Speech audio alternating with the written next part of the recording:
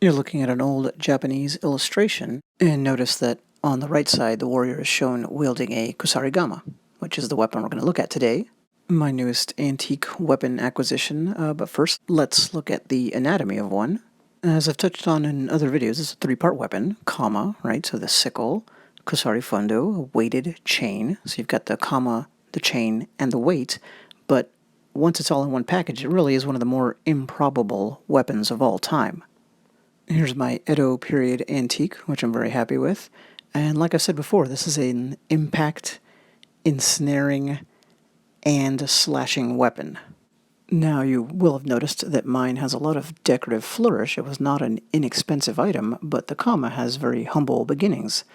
This is a screenshot from a classic Japanese movie, not a samurai movie, not a martial arts movie at all, called Sancho the Bailiff. And the character holding the nice sharp sickle here is not just poor, he's a slave. So even a slave could have an implement like this. That's how humble the beginnings of this tool were, but then it somehow became an aristocratic weapon. As seen here, the title of this English Victorian article is Japanese Ways of Chivalry, a display of ancient fighting methods. So the evolution is really interesting. Like I've talked about before in videos, a lot of weapons had their advent from sheer necessity. If you're a farmer and you have a sickle and you have to defend yourself against a brigand, what do you think you're going to use? Well, that. Here's a kung fu master doing a rake form, right? So same concept. Anyway, the kama probably gets used that way, then in a military context via conscripted poor soldiers, the ashigaru, and then somebody combines it with a kusari fundo. Nobody knows exactly when, nobody knows by whom, but somehow you all of a sudden get a weapon that appeals to the elite warrior class, the samurai. Then you get it becoming a martial arts school specialty, and you get masters who specialize in its use in duels. And that's my take, my guess, because we have nothing but guesses and conjecture when it comes to this, on the roughly 500-year history of this weapon. But you end up eventually with it being a fancy showpiece like this. I meant 500 years of active use, meaning up to the end of the samurai era. Its actual history is even longer, but you know. Nobody uses it in the 20th or 21st century except to train. Anyway, there's the blade, even has a fuller carved into it, that central channel, and that's not always something you see on these. That's an indication that this received special attention in the making, and so is this. So we're looking at mother of pearl crushed oyster shell. It's a Japanese wood lacquering technique called raden, or raden, I don't know, but R-A-D-E-N. Well, that's a lot of trouble to go to, and it must have looked amazing when it was new. Here's an example of that technique on a completely different object, and you can see that it's a museum or display-worthy antique itself. Here's the weight. It's small. I mean, it's like, for instance, much smaller than an egg. It fits very easily in your hand, and yet it's more than enough to do the job. In popular culture, they'll show these things just being these oversized objects, and no, then you wouldn't be able to get your swing going with sufficient speed. Speaking of how they're often portrayed, Kusarigama is a pop culture hit, as you can tell by this Google search. They're big in anime, and they're constantly associated with ninjas, like in this book here.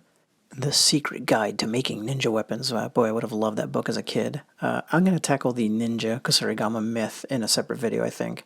But I even found one in a classic Shaw Brothers kung fu movie, which is surprising because you don't see a lot of Japanese weapons in kung fu movies. This is the best screenshot I could grab, and yeah, it's kind of a fantasy version of the weapon. So back to the real thing. Remember we talked about the technique on here and how it's very ornate. Basically think of this particular specimen as the equivalent of a maybe early 19th century gentleman's sword, right? Something from the time when they were still being used, but it was more of a honorific object recalling a more active warrior past.